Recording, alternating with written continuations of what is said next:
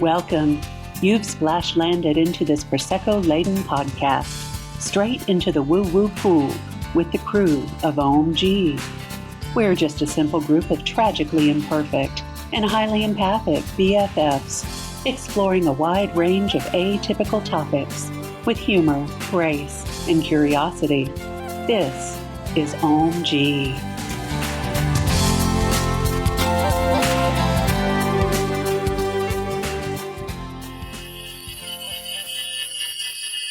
Welcome. There are so many healing modalities out there, and your peeps here just experienced an incredible one, sound healing. So stay tuned. You're here with the crew of Ohm-g, the podcast. This is Camille. This is Tina. This is Dawn. This is Lynn. And this is Brenda Sue. And we are again on location with our friend Dawn Leith Dougherty. Dougherty. And she just had us laying out on her floor. Good times. Experiencing the isophones. And what a magical experience. So we're all still a little bit like, woo, from our sound healing experience or sound journey experience or sound experience. Bath experience. Yeah. It was a little bit of everything. So, Dawn, would you do us the pleasure of please explaining what these are? Because I have never seen them before in my life. I sure will. So the isophones, my husband Ed made those from scratch. They are vacuum tubes. they're just like vacuum hoses attached to giant funnels with headphones attached to them. And they look exactly like you picture them. So in each, there's just one funnel that's isolated for your left ear and one funnel that's isolated for your right ear. Each tube is connected to one of the ear pads and the headphones. And basically the idea is to lay down, put those phones on your head and stretch the tubes to the bottom of your feet with the funnels facing away from you, and the practitioner will sit at your feet and place stuff into the funnels, right into your ear holes. And it was quite magical. And you played so many different things. And I kept, the brain wants to get attached to one, like you hear the sound coming in. And with it switching back and forth to the left and the right hemisphere, it kind of gets you out of that brain space of trying to think. Because I'm always trying to figure stuff out, like any good Gemini does. So it was almost like being able to turn off your brain and just kind of be in the experience of the sound itself. It is an experience. Honestly, it would be even better with an eye mask on to really isolate your senses. Make sure that you're really in the dark when you're listening to them. It does feel like that. It does. When you're really into it and you're really kind of out of it, you feel like you're just in this space of floating in a void, and you go places. Oh, yeah. As some people did. So what I'm hearing is we're coming back with eye mask next time? Yes. Okay. Just checking. Yeah. And next time I'll have the Reiki table set up, massage table, so it'll be a little bit easier. So they came out from a friend of ours and their little group of friends, and they had created these. And I'm not exactly sure, guys, if you're listening, I don't know where you guys got the idea all those years ago, but we were at a festival, and one of our friends brought those, and he's like, let's play with these. These are fun. My friend made them. We're like, okay. And we didn't know what they were called. And I'm not sure if he called them isophones or we just made that up at the time. I'm not positive where that it works though. So we just kept the name, and yeah, we were transported because all of our friends had all the flutes, and we had a bunch of singing bowls around with us, some other stuff. And we were even, I think, grading at one point on a cheese grater or something in there. For Foley artists, it might be something interesting for you guys to play with too. Then you can kind of isolate your little Foley sounds. So if you guys know what Foley artists are. Is it like ASMR? What, the Foley or the isophones? I think so, because you can speak into them too, and that would be very ASMR. You do therapy sessions with them even. Well, I was thinking about the cheese grater. I was like, no, that cheese grater. Somebody go get a bag of chips. This ain't no pedicure. I'm making nachos. So can you tell us about some of your, I mean, you have a room full of sound healing tools that we have in here, but what did you specifically use with us? And maybe you can share some of those ones with the people who are listening.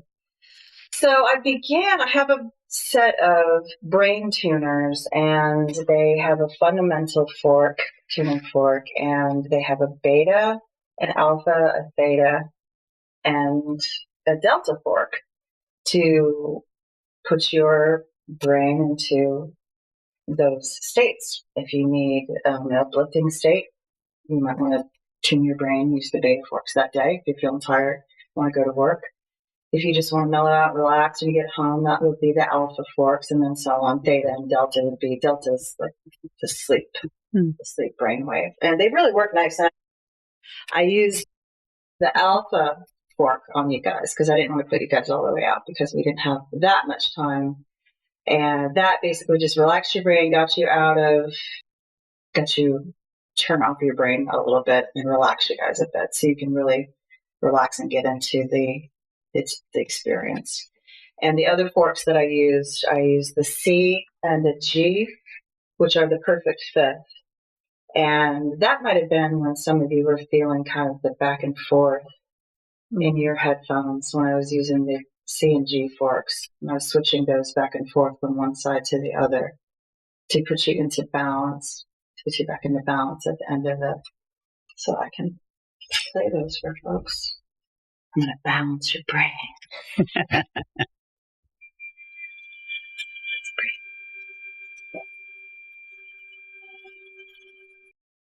C fork is 256 hertz and the G fork is 384. The higher the hertz, the higher the pitch. On that note, well, I'm gonna go now. So nappy. No, it's mesmerizing. I love it. Just love it. Tell us about your experience, Camille, because you had a really out of body experience, so to speak. Oh my gosh. The first thing I said when I woke up and sat up was, I got to drop the meat suit and fly. I was running towards a cliff and just jumped and was full of laughter and delirium and freedom and just took off like a bird. And it was wonderful, absolutely wonderful. And I don't know what exact instrument you were playing at that time, but the whole experience was kind of like having virtual reality going on or something, when really it was just my ears that had sound coming into them. So and we only did it for 10 minutes. Yeah. Can you imagine what a full 45-minute session would be like? Peace out, y'all. I'll see you on the other side. It did take me 3 days to fully get back to feeling just so, you used to get so relaxed so quickly. Mm-hmm. I still kind of just feel like, can I just lay down just right here? Just give me 5. It's intoxicating. Yeah, Ed was talking about his first time when we were at the festival with the friends' isophones, and he was completely out, like snoring out. And he came to right when it was finished, and it took him a minute to realize where he was. And he said, I was literally flying. He said, just like you were. He said, but it was nighttime, and I was flying over a landscape toward a horizon, and there was lights on the horizon that I was headed toward. And that's all I know. I was flying, and I felt the wind. It was dark, and I just saw lights on the horizon. And he's like, I don't know where I was going, but I was not here, not on this planet. I wonder if that's because we come from frequency. Mm-hmm. So I wonder if hearing that frequency in the ears, that's... Well, and I mean, just to kind of wax a little philosophical, as a human, the closest thing that we can equate to quote unquote freedom is flying. Mm-hmm. Yeah.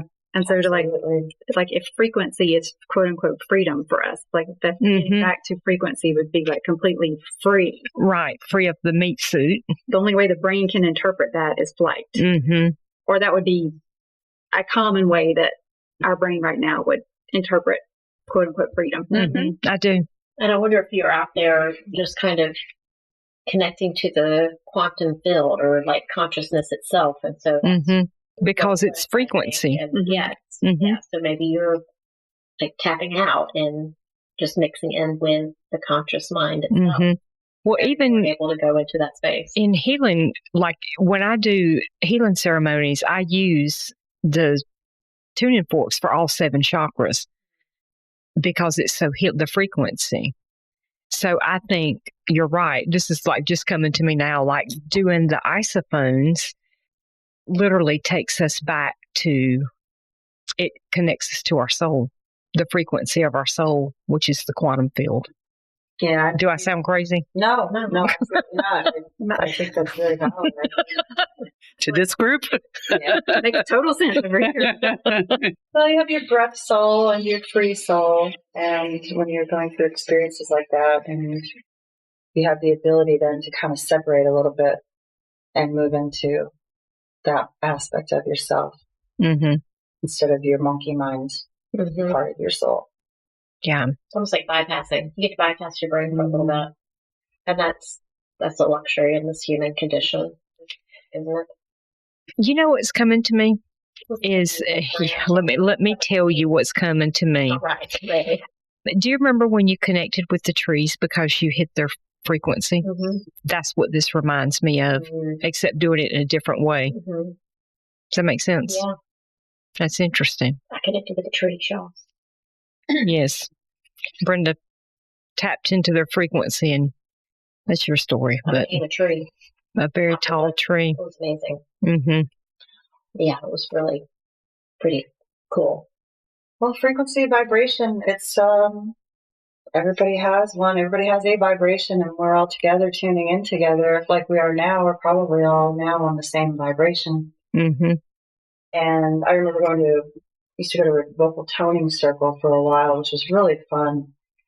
And we would sit around and we would vocally tone and chant and find our tone. We would chant and tone up and down through the chakras.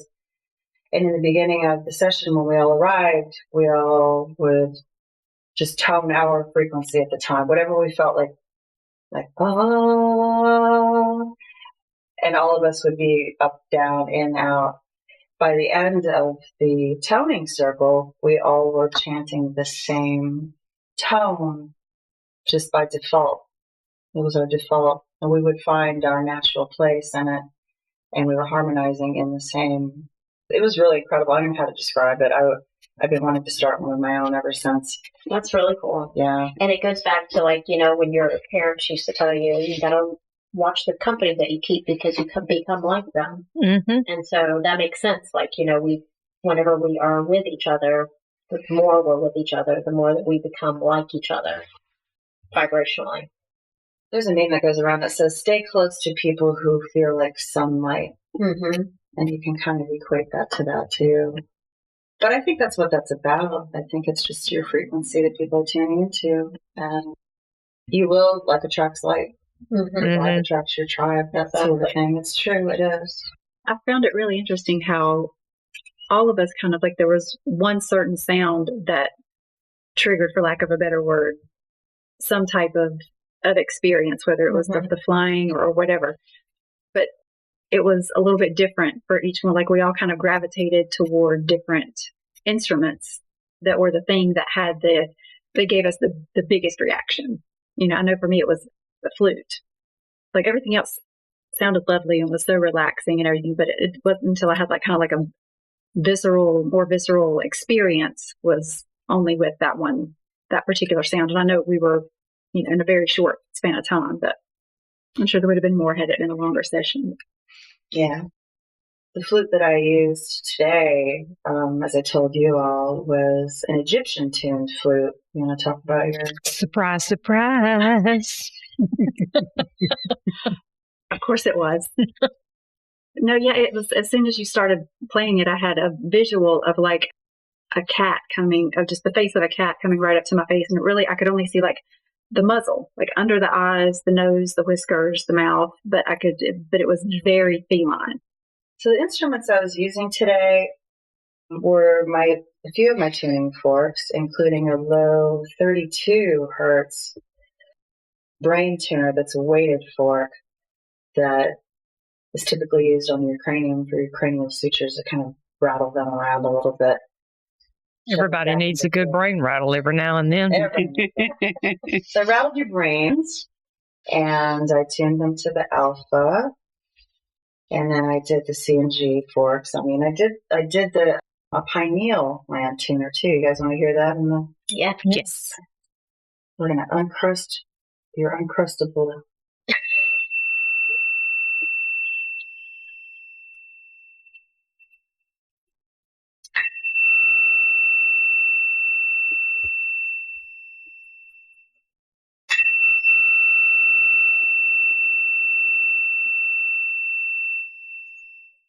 Dissolving all the fluoride in that toothpaste you use.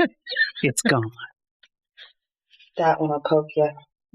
That one will get right on in there. Mm-hmm. That's what she said. And so explain to our listeners what this wonderful little rock that I can't keep my hands off of is. So at yet another festival, a friend of mine gave me that. It's an egg. I call it my cosmic wizard egg, but she called it a fairy egg because she's nicer than I am. But my friend Robin Burke gave me this wonderful, wonderful, magical egg that a female metalworker created. And it's just gorgeous, and it's got I don't know what's in it. It's like your own personal little wind chime in a shiny egg. I love it. I think there's little tiny springs in there and bits of metal that bunk around in there, but it's just got this. Can you guys hear it? Mm-hmm. Love it. It almost sounds like a sound effect in a movie. Yes. Like that. Like the flashback sound, like when somebody's going into a dream state. Yeah, I love my when I want to really relax, I usually keep that upstairs. It doesn't stay down here. And I keep it in my bedroom when I feel the need for it a lot, and I'll put it into my ears sometimes when I'm laying down to go to sleep. It really relaxes me. It just puts me in a different space. I really love this thing. I'm very grateful to have it. Mm-hmm. As far as I know, I don't know if anybody's making these or if they're even obtainable. So this is a very, very special thing for me. I hope you all like this.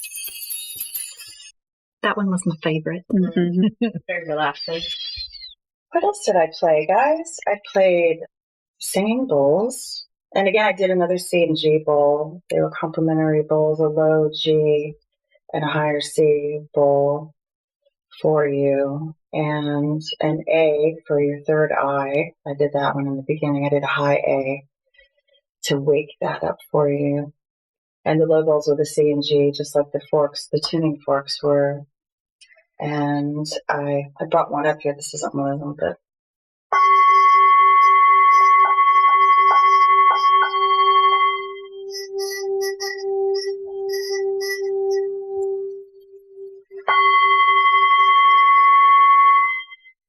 trying to stir it up here.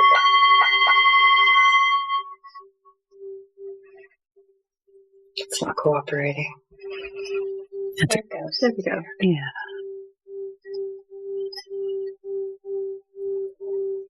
That'll put you in a trance right there. I'm not at a good singing bowl angle to play them. That sounded really good. Mm-hmm. And then your man, should I call him your husband? Can I? What should we call him? Ed. He's just Graybeard. You can call him Graybeard. Graybeard makes these beautiful flutes.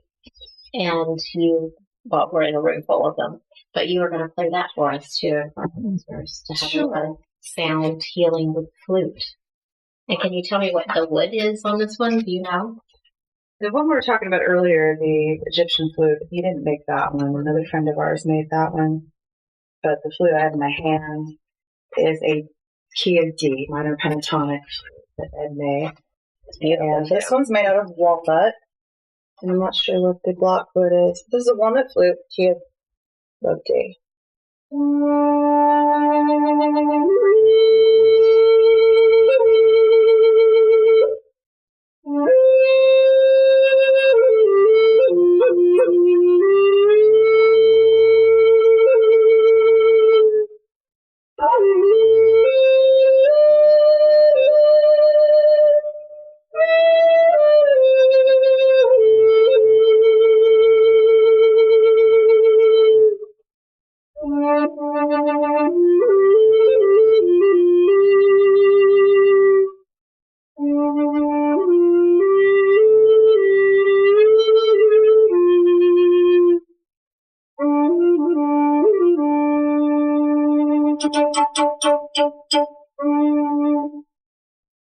That's so pretty. I love it. That was a song I wrote. It's called A Longing for Home. Oh, That's why I chose that flute. I can feel that in my heart. Mm-hmm. It's like almost a little melancholy. I was asked to play that at a friend of mine's funeral service a couple of years ago. So it's very meaningful for me. Well, damn, why don't you just make us cry? So, well, I have a general sound healing question. Would you say that most people who seek out sound healing and benefit the most from it, are they looking to heal themselves from grief, from sadness, from anger, from loss? Is there a particular thing that sound healing seems to hone in on and help the most? Or is it just for everything? I will preface this by saying I am not a professional trained sound healer. I haven't gone to seek out higher learning when it comes to sound healing. I do know people that have. So I'm an amateur and I play. I do a lot of playing with my instruments and a lot of my own homework, but I'm not a pro at it. But I will say that I think sometimes people don't know. I think if you are just experiencing this and you really don't know, some of what I was doing was kind of general and basic, like the C&G, the perfect fifth, and the brain trainers. I was doing things like that would just relax you and kind of balance you and make you feel well. I think there's many reasons why people want to seek out sound healing, definitely including very stressful lives that we live. It's a really big reason why people just feel like the need for sound. And people hear singing bowls and flutes and they're immediately like, ah. It makes you surrender mentally. Well, it changes your brainwave. I mean, if you're listening even just to the flutes, all of a sudden you're in an alpha brain state instead of a beta one. Then you do some singing bowls and tuning forks, and then you're going into deeper relaxation states, which is what our bodies are designed to do when we're relaxing at night, but a lot of times we can't. So there's definitely anger, definitely trauma. People have traumas that I think can benefit from. I mean, sound healing also can be just listening to a piece of beautiful music without being conscious about what you're doing, just kind of having it on the background, and all of a sudden, oh, I feel better now. And that's sound healing to me. So, Cool. Yeah. So I think there's many reasons for that. But I think a lot of sound healing sessions that I've sat in on and everything, people are just like, I don't know why I'm here. I just want to relax and have a beautiful time. And by the end of it, everybody's just like wet noodles. And they're like, I don't know what was wrong with me, but it's not wrong with me now. I'll be fine now. So, yeah. Wouldn't it be amazing if we could all have like a sound healing room in our homes? And then it would automatically, we could just go in there for like 10 or 15 minutes a day. We'll get like a quick little tune-up. We could lay on this really comfy, like little fainting sofa, because everybody should have a fainting sofa. And we could put on headphones and it'd be a dedicated space for that. Because I think we get so busy I do. I get so busy in my everyday life. I don't have space dedicated to somewhere to go and relax except to go to bed. And then my head is usually still, like as it does. And I think it would be amazing. Maybe that's the future. Maybe that's a manifestation. Maybe it is. Like manifest myself a little fainting couch room. Yes. You go and put on some headphones, lay on like a sound healing table, and just change my frequency every day for 15 minutes. I like that idea. I suggest too, folks, just get a basic tuning fork set, or maybe just a couple singing bowls even. Like everybody can get those. They're obtainable. They're everywhere. And play with them on your own. You can do your own little sound healing just for yourself. If you come home from a stressful day, you're like, oh, I need to relax. Go in the other room and grab your singing bowl or your forks or something and give yourself a few minutes with them and just relax and enjoy it for nobody's benefit but your own. And you will feel better after a few minutes. I don't do that nearly enough, and I'm here in this room all the time. Surrounded by all the good stuff. Mm-hmm. That's what we do, though. Yeah. You know, we have the things, but it's like it's almost like sometimes that's another job. Like I gotta go home and I gotta tune myself up. Or if you had like a space you can go and it would just automatically do it for you. We wouldn't have to do anything because I feel like we're always doing. Yeah. Gotta go home, make dinner for the family. I gotta clean the house. I gotta do the shopping. I gotta do. And we need to just go and be able to be somewhere, I think. You know, I wonder because when I do my healing sessions that I use the tuning forks, I must be tuning myself at the same time. Oh, probably. Yeah. Yeah. That just dawned on me. I was like, oh, I need to do that. And I was like, wait, I do it almost every day. Yeah. Yeah. And doing that also, I think, gets you on their vibration as well, because, you know, as a Reiki practitioner, it's very important to try to connect with your patient there and try to get at least on a similar frequency as them, because or bring them up to yours. If you want to look at it like that. Yeah. So you can heal them. Oh, absolutely. Well, this has been a fun discussion. We've had a great day here at Dawn's beautiful home. Mm-hmm. I think we could probably make many more recordings about sound healing. There's so much to it. Well, thank you, Dawn, for having us into your home and feeding us. Because, you know, we like to eat. And doing some sound healing with us. That was just lovely. Nice little bonus for the day. I know. I think we're all just, myself included, it mellowed me out too. Oh, yeah. I feel like I need to say profound and wonderful things, and I'm blah, blah, blah, blah. So sorry, whoever's listening to this. Covered. It's just, it is what it is. It's wonderful stuff, and I love it. All right. Thank you for listening, and follow us on social media, OHM-G podcast. Check us out on Apple and Spotify and leave us a review. And we will see you on the next episode. Bye, everybody. Ciao, ciao. Bye. Goodbye. Bye-bye now. Thank you for joining us today. Please follow and subscribe to our podcast on Apple, Stitcher, Spotify, or wherever you get your podcasts, and leave a review. It's so easy to do and such a huge help for us. We appreciate your interactions so much. Want to join us at our table? Make sure to check out our YouTube channel and join our Facebook community. If you've enjoyed this content and wish to support us, take a look at our Patreon page. All information and links will be in our podcast description. Catch you next time.